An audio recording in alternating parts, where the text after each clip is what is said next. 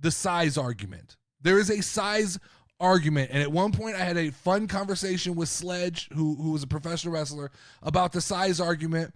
And he really confirmed a lot of what I believed. And that was, he gave me the term that I had never heard, the airport test, right? When you see somebody, you see a star, Sledge looks like a wrestler, right? Everything I see about Sledge screams professional wrestler.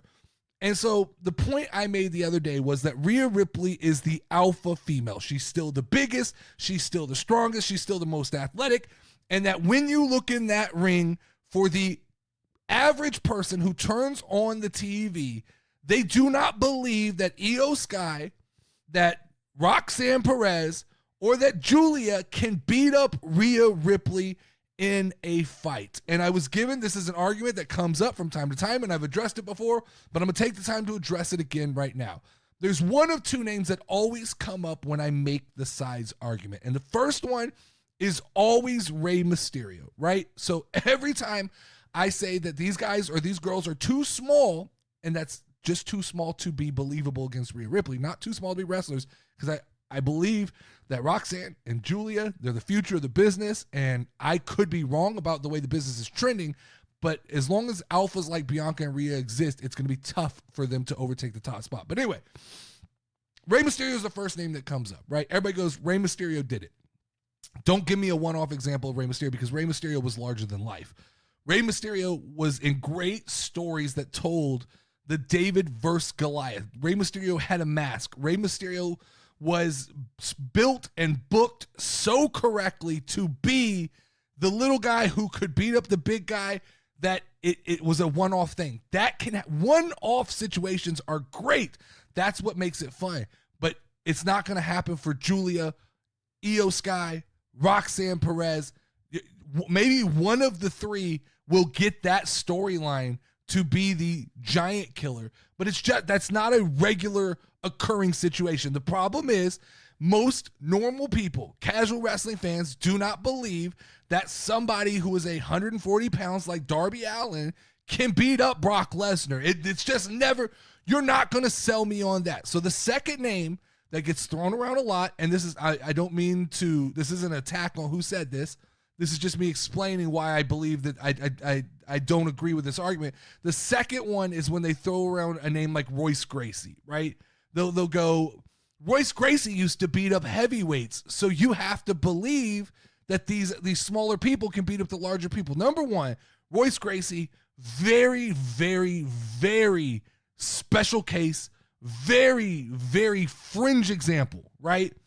Very, very on the out. That's not the normal. That there's one Royce Gracie. There's not 100 Royce Gracies. And the reality is, this is where people tend to not like the argument I make, but Royce Gracie could not beat up a heavyweight today. I understand that in the early days of UFC and mixed martial arts, Royce Gracie was fighting a lot of guys who were extremely into specialties. They only wrestled. They only did, kickboxing or striking. And so he was able to manipulate. If you put Royce Gracie in the ring right now with a Brock Lesnar, he's not going to survive that fight. I'm sorry. That's just the realism. That's the realism of the way fighting has advanced. And that's the realism of size. Size matters when you get into a fight.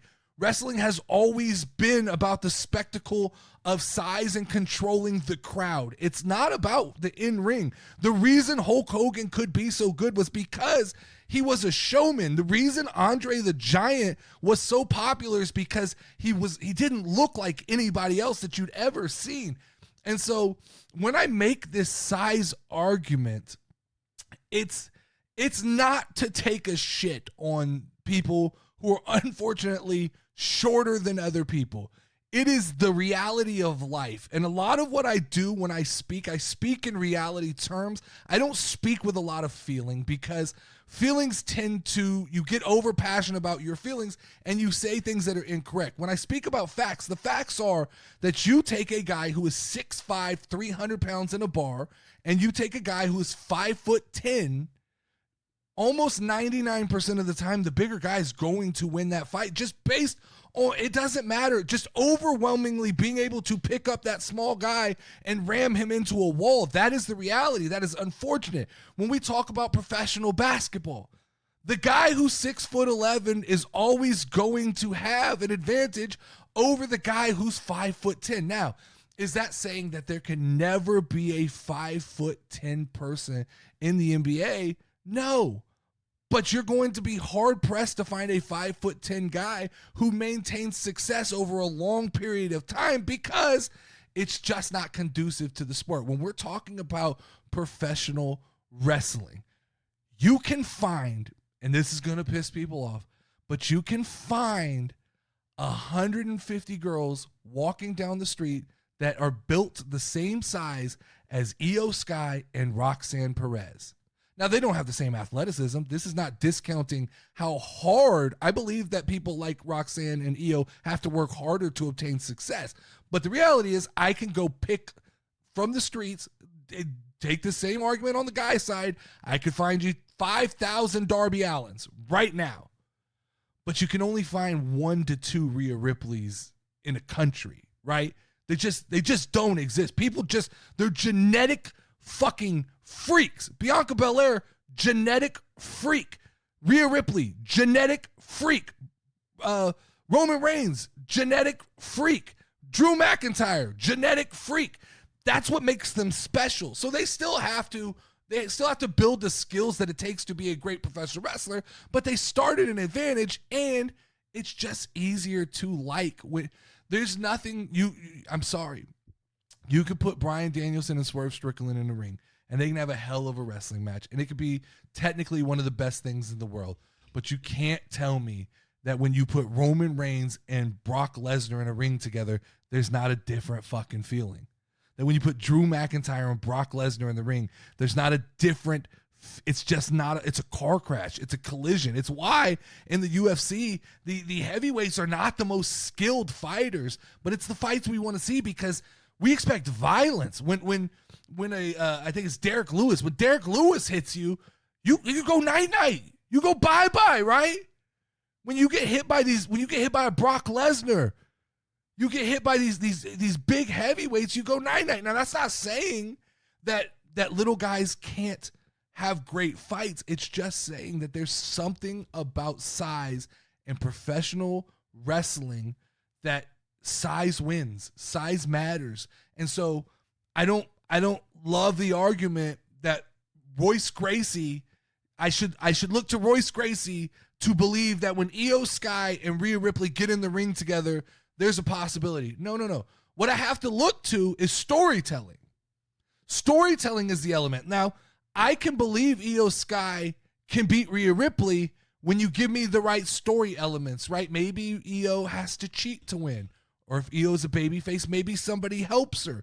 Maybe Rhea Ripley makes a big mistake where she pulls off a turnbuckle and that ends up costing her. When you have disparity in size, like a Rhea Ripley and an Io Sky, you have to insert very surgical storytelling for that to make sense. That's all I'm saying. That's the size argument I make. I will continue to make it. I've said it.